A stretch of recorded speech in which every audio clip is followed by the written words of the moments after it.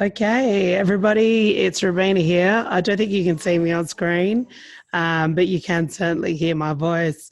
I'm thrilled to introduce our next speaker, all the way from Sydney and from HubSpot as well. So, looking at one of the other enterprise um, offers that we've got.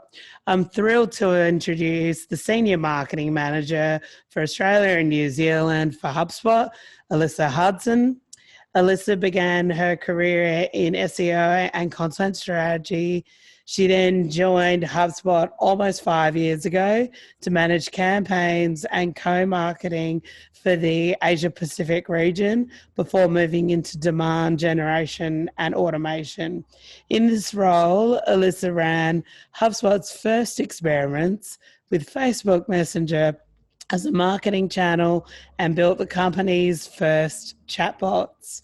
In 2018, Elissa was appointed HubSpot's PR manager for the Asia Pacific region, responsible for media and events in Australia, Singapore, and India. Now, Elissa works on HubSpot's global acquisition team, focusing on SEO for the HubSpot Academy, where you can learn so much. Over to you, Elissa. Thank you so much. Thanks. Hey everyone, welcome to today's session on how to create a winning content strategy. Mine is Lissa. I think we kind of just covered who I am, what I do, but I just recently moved over to the HubSpot Academy team and I now focus on content strategy and SEO for HubSpot Academy. So in terms of the agenda today, I'm going to split it into 4 parts, kind of like 4 things that I like to call, I guess, the pillars of content strategy. We're going to start with content planning, moving on to content optimization, content promotion, and how to measure our results. Okay, so let's kick it off with content planning. But before we go and start planning our latest and greatest video, blog post, whatever you want to call it, we want to ask ourselves one pretty simple question, and that's who are we creating our content for? Now, if you've been doing content marketing for a while now, you're probably rolling your eyes at me thinking this is such an obvious question, but it's something that I often see even the most experienced content marketers kind of losing sight of as they really dig into their content strategy. So a common answer to a question like this, I find, is, oh, we're creating content for millennials, that's our target market, or our target market is women between the ages of 20 and 40. And while that's all good and well, it's kind of limited. What we're actually looking for is something called a buyer persona. And a buyer persona is like a fictional character based on your ideal customer. So you can see up here, we've got Finance Frank, Human Resources Hannah. And these kind of seem a little bit fun or whatever, but they actually do something pretty powerful, and they turn that demographic into like a living, breathing person that you can actually imagine. And in practice, your buyer persona looks something like this. This is quite a condensed version of a buyer persona, but it contains our key elements. So we've obviously got our demographic information up there, but we've also got some psychographic information. So this person's goals and challenges, the things that they care about. And yours will probably be much more in depth, and this is just a very top line example. And once we've got that buyer persona, that really sits at the heart of our entire content strategy. It helps us understand what content we should be creating, where we should be publishing and promoting that content, and where in the buyer's journey we want to be kind of serving that content up to our persona. Now, if you don't have a buyer persona already developed, I would really recommend makemypersona.com. This is a free tool that we created at HubSpot, and it asks you some different questions about your target audience and spits out like a really nice one-pager summarizing your buyer persona that you can share with your teams. You can share it with your freelancers if you use freelance writers or content creators, just to get everybody on the same page. It's a really, really useful thing to have. But having a buyer persona doesn't solve all of our problems. That's just the tip of the iceberg. We now need to decide what content to actually create for them. And a good place to start here is going back to your buyer's journey and asking yourself, what does your persona need help with at each stage in their buyer's journey? So the buyer's journey is typically split into 3 parts. Got the awareness stage, consideration stage, and decision stage. At the awareness stage, your prospect is probably doing some very top line research. They're just trying to more clearly understand and kind of give a name to the problem that they have or the goal that they want to achieve. So in HubSpot's case, we work with a lot of marketers or business owners, that kind of thing. So somebody at HubSpot, a HubSpot persona in their awareness stage might be going online and searching things like, how do I get more customers online? At the consideration stage, your prospect has kind of done their initial research, have a bit more of an idea of the specific things they might be looking for, and are now looking into some of the approaches or methods that they can use to solve that challenge or achieve that goal. So following on from the previous example here, they might be at this stage searching for something like how to use social media to get more customers, or more specifically, like how can I use Instagram to convert more people into my customers. Then at the decision stage, this is where your prospect kind of understands what can solve their problem or help them achieve their goal, but they need to either purchase something or to purchase a service to help them get there. So at this stage, a prospect of HubSpot might have loads of different vendors or software providers that could help them solve this problem or help them achieve this goal. And at the decision stage, they're looking for content that's going to help them decide which one to go with. So at this stage, they might be looking for case studies, they might be looking for online reviews, all that kind of thing. So at this stage, you just want to be thinking about what that would look like for you and for your buyer persona. But while thinking about our buyers' goals and our buyers' journey, we don't want to forget our own goals, our own business goals in the process of doing that. So what I would also recommend thinking about is, what are your business goals in terms of your content? What do you want producing this content to achieve for you and your business? So at the awareness stage, for that kind of content, you might be using metrics like traffic or subscribers to your blog to measure the success of that piece of content or that kind of content. At the consideration stage, it's quite common to measure leads or marketing qualified leads. And at the decision stage, it's more common to be measuring the number of customers or the dollar value of those customers in terms of revenue. Right, so now we've thought about, our buyer persona, our buyer's journey, our goals, and kind of what content roughly we might look to produce at each stage of the buyer's journey. A lot of people then start jumping right into keywords. They're like, we want to rank for this, this, and this keyword. But here I'd encourage you to kind of take a step back and think more in terms of the topics that you want to own as a business. So broad topics. And your goal here is to create kind of a sphere of influence on the internet with your content around these topics. So for me as a marketer at HubSpot, my topics might be inbound marketing. I want to own that as a business, social media, email marketing, all the things that are quite closely related to our product that we help people get better at. So think about what those things might be for your business, those broad topics, before we even get into doing any keyword research. I'm going to share with you now a couple of tools that I really like to use to kind of just get the ideas flowing. Again, we're not really getting into keyword research stage yet. We're just thinking about the kind of topics we want to own and what our buyer personas might be looking to learn around those topics. So Answer the Public is a really great one. You can put in your broad topic and it will spit out all the different questions that people are typing into Google around that topic. So I've put in here, I know it's a little bit small and hard to see, but I've put in inbound marketing. And you can see here that people are searching things like how inbound marketing works, what is enterprise inbound marketing, what is inbound marketing YouTube. So there's even some clues around the type of content that people are looking to find.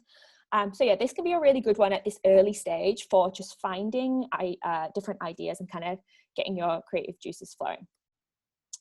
The second one I really like is Google Alerts. This is a really good to keep your eye on other content that is being created around this topic. So you can set up an email alert and you will receive an email with different content that's being published around that topic. So it's a good idea to keep on top of what your competitors are doing, but also just like keep aware of any news stories or kind of trending topics in your industry around this topic. So yeah, that's another really great one. Serves a slightly different purpose, but I would recommend setting up a Google alert for your topic. Third is BuzzSumo. And BuzzSumo are great for understanding what kind of content is performing best on which social channels. So if you invest a lot of time in social media as a business, this might be a good one for you, just to go on there and see, you know, like what kind of content relating to your broad topic is performing well on different channels, for example, LinkedIn, Pinterest, Twitter, whatever that might be. So yeah, I'd recommend doing that if social is a big kind of traffic driver for you already. Fourth is Google Trends. Now, Google Trends is really good when you have too many ideas and you struggle to prioritize in terms of kind of your content calendar or when to create this content. So you can see here, I've typed into Google Trends, hangover cures and where to buy wine. Say I work for a wine merchant and I'm looking to create some blog content for them. Now, I can see by typing into Google Trends that people don't really start searching for either of these topics till we get kind of closer to silly season. So it's probably not necessary for me to focus on this kind of content during Q1 or Q2. Maybe I leave it to the back end of Q3 instead. And it's just a really good way to help you understand the seasonality of different content pieces or topics. And then finally, I think you kind of can't beat getting ideas from the humans that work within your business. So chat to the people who are working on, like, I guess, the theoretical front lines of your business, your sales reps, your account managers, if you have them, customer support, if you have it, and start to understand, like, what are the common goals, challenges, frustrations that your buyer persona is telling your employees that they have. You can also scour internal documents if you're a company that likes to write everything down internally. I do this on our internal wiki quite a lot. Industry podcasts to take like a broader view of what your kind of target market and buyer persona is wanting to learn about. So there's loads of different ways that you can start to map out or think about the kind of content you might want to create. So once you've kind of done that and started looking kind of briefly into your core topics, you want to define them. So you might have done some research and found that, like, the core topic that you thought was a good fit based on a bit of research actually isn't what you thought it was, and you need to go back and think of something else. So at this stage, you just want to going to want to solidify what those broad topics are that you want to own as a brand. And then beneath those core topics, you want to map out 5 to 10 core problems that your buyer persona faces within each of those topics. So if I use the inbound marketing example again, that's my broad topic. One of the problems might be that how do I convince my boss that inbound marketing is worth trying? Or how can I see quicker returns on inbound marketing? That kind of thing. That might be of some of the things that came up in my research. And then you're going to want to validate that these things are worth creating content on by researching how many times they're searched for in a month and what the keyword difficulty is. So I'd recommend using tools like Ahrefs or SEMrush for this kind of research. They do have free versions, or you can use Google's own keyword planner. But what you're looking for here is trying to understand, like, whether this core problem keywords around that, or long tail phrase-based keywords questions around that, are receiving enough searches for it to be worth your time. Now, it might seem like that was a lot of work, and I guess it kind of is, but that's actually quite surface level content planning. And I can't go through the ins and outs of everything with you today because we just don't have time. But what I would recommend doing is, if you want to kind of get really, really good at this and be really strategic in your approach, I would learn how to do in-depth content planning using what we call a search insights report. And we actually have an academy course on this on HubSpot Academy. It's completely free to take. It'll probably take you about an hour, and our head of content SEO teaches you how we do this content planning process for HubSpot's own blog. There's loads of templates in there that you can use as well, and it will essentially guide you through how to do in-depth content planning and keyword research step by step. So really recommend taking that course if you want to kind of take your knowledge to the next level. All right, so now that we've got our ideas, we've done our keyword research, we know what content we're going to create, we need to create it. And with that comes optimizing it. So I'm going to focus for the most part here on how to optimize your content for organic search. And what that loosely translates to is Google for most of us. And that's because SEO leaves a lot of us feeling like this, it can feel like a really dark art, or like the part of marketing that like it's hard to understand, but it really doesn't have to be like that, especially not for content-based SEO. So I know there'll be different people watching this who have varying levels of experience in SEO. So I'm going to start with like the basics, like a very basic on-page SEO checklist for when you're, say, writing a blog post. What are the elements you need to optimize for whatever keyword you are hoping this piece of content is going to rank for. So the first thing is your title tag. This is the clickable link that you see in the search results when you Google something. And this tag really tells Google and searchers what your page is about. So you definitely want to optimize this for your core keyword. Meta description. So whilst this isn't a ranking factor for Google, it does tell the reader a bit more about what your content is going to contain. So in the search result under that link, you'll see a couple of lines. That's your meta description. And whilst it doesn't help with your rankings, it does help with click-through rate. So it can actually help you drive more traffic from the search results if you take the time to write a decent meta description. So your page header, or also known as a H1 tag, is essentially like your blog post title, what you see when you click into that page at the top of the page.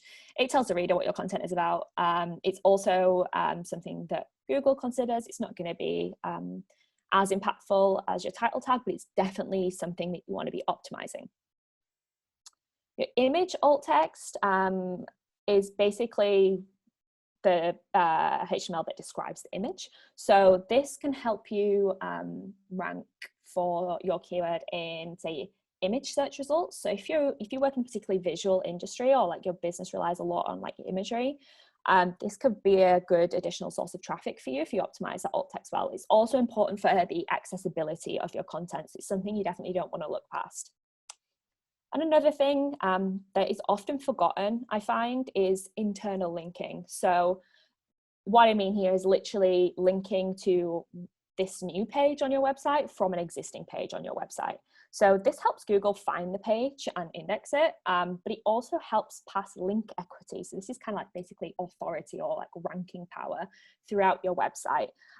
So you want to be building links internally as well as from external sources.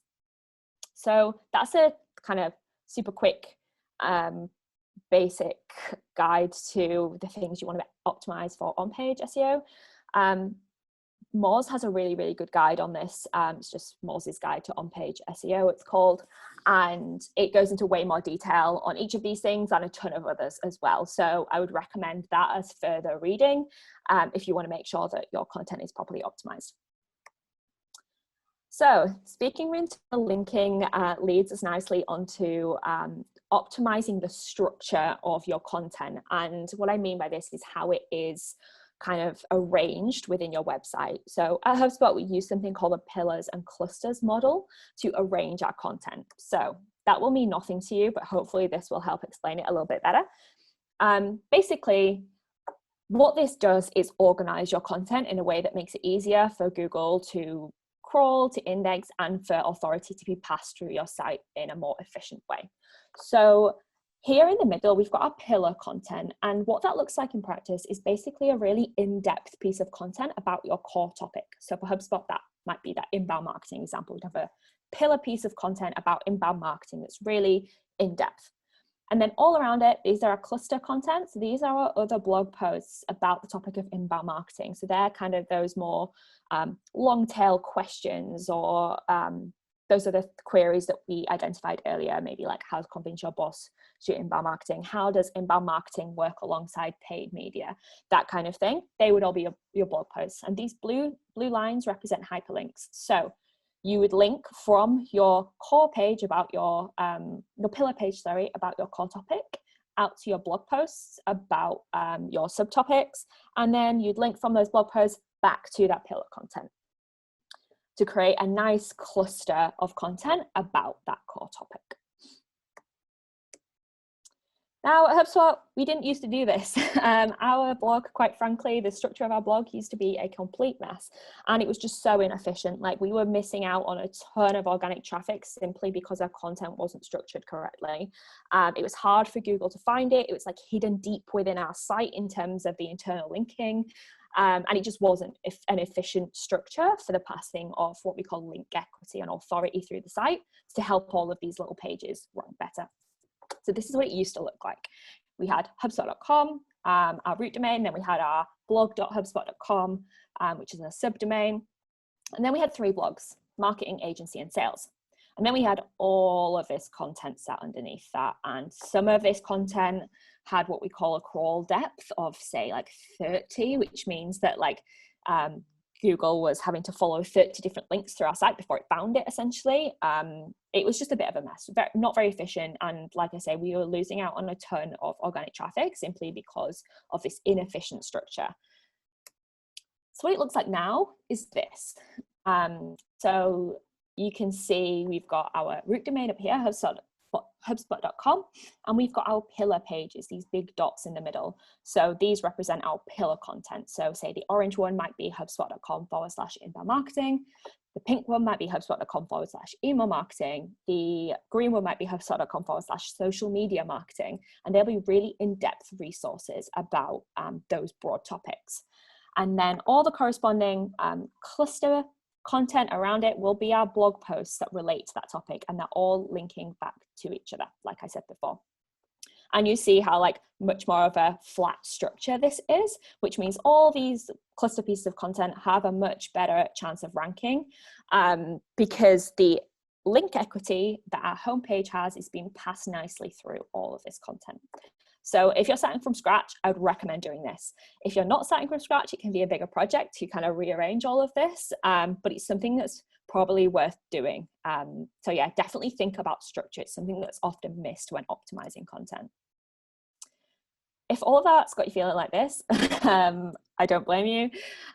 What I would recommend is going back to the academy and taking a free lesson that we have on learning how to create topic clusters for your website. It goes a little bit more in depth than I just did there, simply because I don't have the luxury of time of explaining it within an hour. But yeah, I would recommend taking this course if you want to better understand how to do that. All right, another thing that you can optimize for before publishing your content is the featured snippet or position 0 that you see in search results. And this is also known as like an answer box or a quick answer box.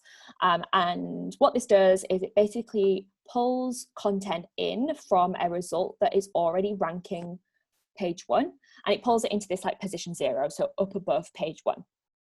So you can see an example of that for a HubSpot blog post here. So Ahrefs did a study on this and found that 12.3% of search queries actually have featured snippets in their results. And what I would say is for the kind of content that we're talking about here, you know, your more question-based, preposition, that kind of thing, tends to be a higher percentage. So featured snippets are definitely something worth thinking about when you're producing the kind of content that we're talking about today.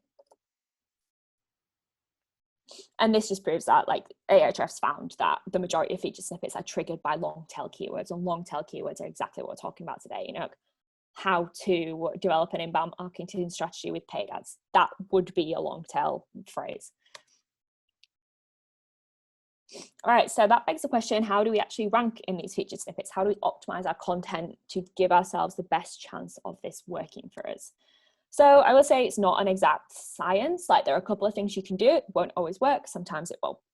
So what I would do here is go back to that keyword research spreadsheet that you did after taking the Academy course in the content planning section, and find the search terms that have featured snippets. So if you have Ahrefs or SEMrush, those tools will speed up this process for you.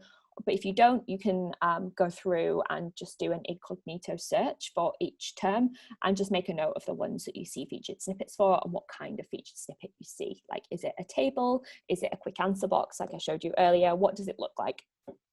And then for each term or each keyword, you're going to want to analyze the content that is being pulled into that featured snippet. So what is already taking that top spot? And how is it structured? So when you click through to that article or whatever it is that has taken that featured snippet already, how is it structured? Is the content that's being pulled through to the featured snippet in numbered or bulleted lists? Is it being wrapped in a H2 tag? Are they using like structured data like tabular data to win that snippet. Just make a note of what they're doing, and then you can use those findings when you're creating and publishing your own content to see if you can rank in that featured snippet. And what I will say is that it's actually a really great idea to do this for any pages that you already have that are ranking on page 1 for a keyword that has a featured snippet. So what that can mean for you is, say you're ranking in position 8 on any given day for a certain thing, and you're really struggling to get to the top of page 1. What you can do is try optimizing for the featured snippet, and if the featured snippet that already exists is not doing as good a job as you are for optimizing for that, you can actually take that top spot reasonably easily sometimes. So it's definitely like an audit worth doing for content that you already have. Okay, that's enough about optimizing for search and Google. There's no point in doing any of that if you're not optimizing your content for conversions. So this is the metric that is gonna grow the business, right? So what I would do here is ask yourself, if I were my buyer persona landing on this piece of content and reading it or watching it or whatever they're doing, what is the most valuable next step for that prospective customer? Not what is the most valuable next step for you. Probably the most valuable next step for you is to have them call you up and say, I want to buy, but that's not what they're likely going to want to do at this stage. So how else can you kind of guide them through that buyer's journey? So again, this comes back to our buyer's journey, and different stages of the buyer's journey will have different calls to actions or conversion points. Just because, at the awareness stage, someone's not that bought into buying from you yet. So you're going to want to go a bit easier on what you're asking of them. So at the awareness stage, a common call to action or conversion point is to have them say, subscribe to your email newsletter to get more content like the content they've already been consuming. Or it might be to download a guide or an ebook to get even more in-depth resources on that particular topic. And in exchange, I'll give you like an email address. At the consideration stage, they're a little bit more bought in, starting to do their research and starting to really seriously explore their options. Depending on how your business works here, you might want to do something that's a little bit more involved, like invite them to attend an event. That could be the call to action within that piece of content. It might be to speak to sales. I would do this with caution, but depending on how your business works and how your buyer journey works and your sales process works, that might be the most valuable next step. At the decision stage, here's when they're really seriously thinking about what product to purchase, what service to invest their money in, that kind of thing. You could offer them a free trial. You could offer to arrange a time for them to speak to one of your existing customers. You could direct them to reviews, case studies, that kind of thing. What I would say is some of these are interchangeable depending on your particular scenario, but keep going back to that question, what is the most valuable next step I can offer someone that kind of also works for you? So in practice, I just wanted to show you what some of those things might look like. So at the awareness stage, someone lands on this blog post from HubSpot through Google. They're looking into SEO and they've realized that featured snippets is something that they could be doing more of, like optimizing for featured snippets. So here as a next step, we guide them towards HubSpot's guide to winning Google's featured snippet and HubSpot Academy's free SEO course. Now, these are obviously valuable next steps. We know they're interested in SEO. We know they're interested in optimizing for featured snippets. So we offer them more value around that topic. And when they go to those resources we've given them, we'll ask them kind of for a few details and email address so that we can kind of nurture them further in their journey. At the consideration stage, we offer this same person a free SEO assessment of their website with someone at HubSpot. So we might ask them to choose a time to meet someone, and that person will go through their website and offer some suggestions on what they could be doing differently to improve their SEO. We know they're interested in SEO. We know they're in the consideration stage, so they might be interested in getting a little bit more nitty-gritty with their advice. At the decision stage, we might offer someone, we might offer someone or direct someone to our free tools. Like, okay, you're in the decision stage, you're serious about this thing. Here's some tools that you can try on your journey to kind of achieving it. So yeah, those things will obviously look different for your business, but they're just some examples of the kind of thing we do at HubSpot. All right, so now we're going to dig into content promotion. So you've done your content planning, you've done your optimization, and you've hit publish. Now you're going to want to make sure that people see that content. So the most common channels that we see people promoting their content through are obviously search, which we've kind of already covered off in the optimization stage, social, and email. Now these are by no means exhaustive. Obviously there are a ton of different things you can be doing, but because these are the most common ones, this is where I'm going to start today. So social media, my biggest piece of advice here is to find the channels that work for you, especially if you're a small team or you don't have a ton of resource. You don't have to be on everything, because the chances are you're going to be doing everything, not great. It's not going to work great for you because you simply don't have the time or resource to really invest in learning and testing what works. So find the channels that work for you, maybe run some experiments on all of them and see which ones are looking most promising, or it might already be very obvious to you based on the social media marketing you're already doing. I'm just going to give a couple of tips for certain channels I feel like are potentially underutilized features of each. So for LinkedIn, there's a really good way that you can kind of segment the things you post on LinkedIn to your audience using targeted updates. Now, this is not an ad type, it's not an ad, it's just a regular post.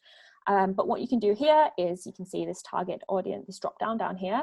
You can change it from all followers to targeted audience and target your posts based on all of these different factors here. So on this instance here, we're running an event in Melbourne. We don't want our followers in the US to see that, it's just not relevant for them. So what I might do here is click targeted audience and choose to target by geography. I might target it just to people in Victoria, for example. So that's a really underutilized feature, but what it means is that the right people are seeing the right content, and as a result, the rest of your followers are not going to be disengaged by things that just are not for them. Another one, Instagram. It can be really, really difficult to kind of use Instagram as a channel for conversion. We know that your regular posts will be seeing a decline as the algorithm has changed over the years. But one thing that seems to work a little bit differently is stories.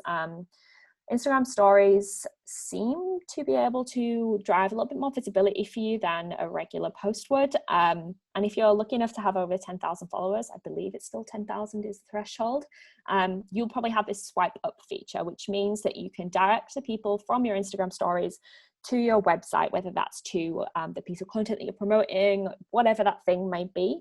And that can then act as a conversion point in itself without you necessarily having to spend any money on ads.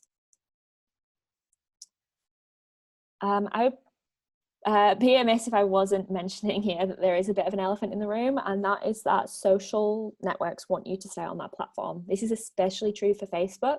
You might have noticed that if you share a link to an external website, like to your website on Facebook or sometimes on LinkedIn, that the visibility for that post or engagement on that post is a lot less than it would be if you didn't have that link in there.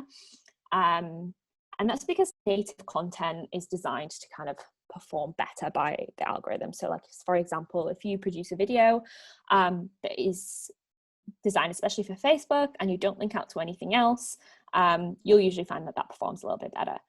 What I would say is this can be a great strategy for driving brand engagement and community for a team that's got a lot of resource and can do both content creation for your website and content creation separately for Facebook, say. But this is something I wouldn't recommend if you doing yet anyway, if you are a smaller team or just getting started creating content yourself. And there's good reason for that. I would always lean in favor of hosting content on your website over another social channel. And that's because your website is really the asset that you have most control over. With social platforms, you're very at the mercy of the algorithm. And yes, your website is at the mercy of Google's algorithms, but just it's not to the same extent. And this is what I mean by that. So here is the performance of a blog post published on the HubSpot website over time. And you will see this across every single blog post we have pretty much, and probably across every single blog post that you have. You can see here that this is the initial promotional spike when the post went live. It's an old one, granted, but you can see that like there'll be some social promotion in there, there's email, and beyond that first spike, those things decline. Like those things stop when we stop talking about them on those channels. Whereas organic search grows and grows and grows over time. Which is why it's better to invest in the content that lives on your own website before you start exploring how to create native content for your social platforms. I'm not saying don't do both. If you can, definitely do both. But if you have to choose building up a content repository on your own website first, because it's kind of the gift that will keep on giving. All right, email. I'm not going to go into how to do email marketing necessarily. We all know how to write an email and send it to our database. But what I will touch on is the importance of segmenting your email audience. And by this, I don't mean like, oh, our blog subscribers and our sales leads. Like that is segmentation to some extent, but you can go so much further than that. You can optimize for things like behavior, so page visits, previous conversions. You know, have you got a subset of people who've all visited that pillar content page that you have on your core topic? Can you, in your CRM, you mark them as being interested in that thing and add them to a list that you then send for future content that you publish to about that topic? Persona type, you could segment by the challenges and goals that people have, based on what you ask them in a form when they become a lead, for example, or their demographic info, all those kind of things. You can create lists around and choose to send those people different content that you know they're going to be interested in, and you'll probably see performance gains as a result of that. You can also use personal data. Birthday is quite a common thing to use in e-commerce. You'll often find that, you know, like your favorite e-commerce brands will send you a discount on your birthday along with like a piece of content or something like that. You could also do it by current city. You know, you get those local city guides from places like Concrete Playground. That'll tell you what's on in your area if they know where you are. All these kind of things. Getting really deep on your segmentation can just allow you to have content that performs better for you, but is also more helpful for your audience. So yeah, I would really recommend doing that if you're not already. It can be a lot of work in the first instance, but it should be worth it. All right, so I know we skipped past optimization already, but something you can do in the promotion stage is think about how you can make the conversion point in your content more frictionless. So reduce the friction that people go through to kind of convert on that piece of content. So what do I mean by that? So imagine you're browsing Facebook on your phone and you see a piece of content or an invitation to an event or something like that for your industry. You want to sign up.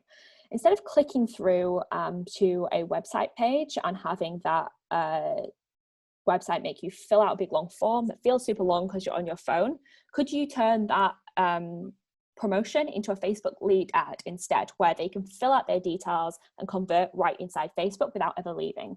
Because in those steps that it takes in a normal environment to convert, you're going to see a lot of drop off in those stages. Simply, maybe the website doesn't load, maybe people can't be bothered to fill out that long form on their phone. Whereas in Facebook, with a lead ad, it's all native to that platform, so it feels really easy. It's a much better user experience, and you're more likely to see better results. In the same vein, you could do the same thing or same concept, but with Facebook Messenger. So you could have someone click through from Facebook again to sign up for something or to convert after they've read a piece of content. Or you could run a Messenger ad, and when they click on it, they instead open up a chat inside Facebook Messenger where a chatbot asks them the same questions that would usually appear in your form. So here you can have all that data still syncing to your CRM in the background, so it's no different on your end, but what you're doing is creating a really frictionless experience for the person who's trying to sign up to something from you or, you know, convert. So you can increase your conversions at the promotional stage just by thinking a little bit more about the context that you are promoting something in, like what environment somebody is in when they're seeing that. Another really great opportunity to reduce friction is, you know, if If you're offering the opportunity to speak to someone as part of your next step in that buyer's journey, or your conversion point, what I would recommend doing is, instead of having like a button that says inquire now or speak to sales or something like that, that pops up an email window that you then have to give your availability and wait for a call back, and it's just a long drawn out process. Instead, I would recommend using something like HubSpot Meetings. So this is a free tool, and what it does is someone clicks on that button and instead this page opens up and they can choose a time that suits them. It's synced to your member of staff's calendar, and once they convert on this, both parties get an email and they meet at that time. Just so much easier, and by doing that you'll see a lot less drop off. You'll probably find that when people inquire with you, there's some people fall through the gap and never get a call back from you. This is a really efficient way to make sure that it doesn't happen. Okay, so we would be wasting our time doing all of that stuff that we just talked about if we weren't measuring our results. A lot of people do produce content, promote it, and kind of set and forget it. But what you should be doing is coming back to this content once a month, doing a content audit once a month and looking at how everything is performing. So at a very, very basic level, some simple questions you could be trying to find the answer to when measuring your results is, what sources drove your conversions? Were most of your conversions and business value coming from organic search? Was it from social media? Was it from your email marketing? You can also ask what type of content is performing best. So you can start to learn, are your really long, in-depth blog posts performing better than your shorter ones in terms of traffic, in terms of conversions? There's a ton of different things you could be looking at depending on what those goals are that you set out in the first place. For social, for your promo channels, whether that's social or email, you would be checking in on how engagement is tracking for each of those. For example, if you're doing the same thing over and over again on Facebook for 6 months and not looking back at how everything's performed, you could have missed a real opportunity to change something and improve your results. So I would be doing like monthly check-ins with your channels at least, just to make sure that nothing is stagnating and that you're picking up on any learnings that you can then add to your strategy moving forward. The biggest thing that I would advise you to do when it comes to content marketing is to implement closed loop reporting. And by this, I mean like understanding someone's journey from the first time they ever landed on your website right through to when they became a customer. What content did they interact with? What touch points influenced them becoming a customer the most? So here you can, with closed loop reporting, you can start to answer questions like, how many people got to the next step in their buyer's journey after consuming this piece of content? How many people turned into paying customers after consuming our content? Like, in what time frame did that happen, and what was the dollar value of those customers? And what you can start to do is understand the dollar value that your content is contributing to the business by implementing closed loop reporting. So I do this in HubSpot. Obviously, it's kind of like out of the box. In HubSpot, you can build really cool attribution reports that help you understand the kind of monetary value your content is contributing to the business. If you don't use HubSpot, you can probably hack together something similar with your tech stack, depending on what you're using.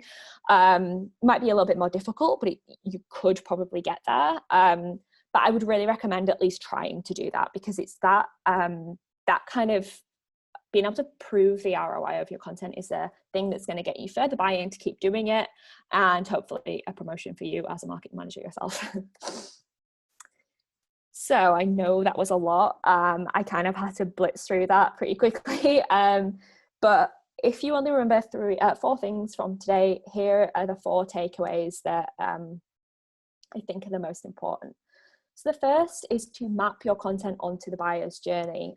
Don't create content without purpose. Don't create content without having that buyer persona in mind. I see a lot of this of like kind of guesswork. But if you really think about that buyer's journey and the goals that you have as a business and the goals that they have as a buyer, you can start to create a really effective content strategy. The second is to optimize and structure your content for search. Like I said, content hosted on your website is a gift that keeps on giving, but that's only really true if you get the search element right and the SEO element right. So I would really spend some time trying to learn how to do that. Definitely check out those Academy courses that I mentioned earlier. The third is to be thoughtful about where you host your content. So again, going back to that, host it on your website first, build up that depository where you can. And then also be thinking about the context in which you are promoting that content and trying to remove friction from the conversion points wherever you can. And the fourth is to implement closed loop reporting. I think if you're already producing content, you're already doing content strategy and you don't have this, this is probably where I would start. Go back and do a kind of an audit of your existing content after you have implemented closed loop reporting. So yeah, that's everything from me. I'm not sure if we have some time for questions. I'm gonna hang out in the chat channel for a little bit. If anyone does have questions, I'll probably be in there for like 20 minutes or so. So yeah, if we don't have time for questions, I will be in there. Thanks, Elissa. That was a really solid presentation. Plenty of great takeaways, not just those final four, but throughout. I'd just like to draw your attention again, gang, to the HubSpot Academy. So many great resources there. Obviously, Elissa highlighted a couple that were relevant to her presentation, but pretty much if there's any marketing questions you have and you're like, I need to learn a bit more, the HubSpot Academy is a very extensive library of courses and whatnot. What we'll be doing next is Emily Primavera from South Australian Tourism Commission is coming up next. Again, if you have any questions, please direct them to Elissa in the Discord chat. Elissa, there's feedback coming through the webinar platform saying That's it, yeah. thank you so much. And we're really grateful for your time and the extra 20 minutes. No, thank you for having me. Discord chat all the way from Sydney. We hope that you stay safe and that COVID remains on the western suburb side. Yeah, you too. Thanks for having me. Thank you. So in the meantime, to our attendees, take a couple of minutes, go get a fresh coffee, go to the toilet, and we'll be back with Emily Primavera from South Australian Tourism Commission talking about the advertising that they've been doing to support the Book Them Out and also throughout the coronavirus period. Thanks.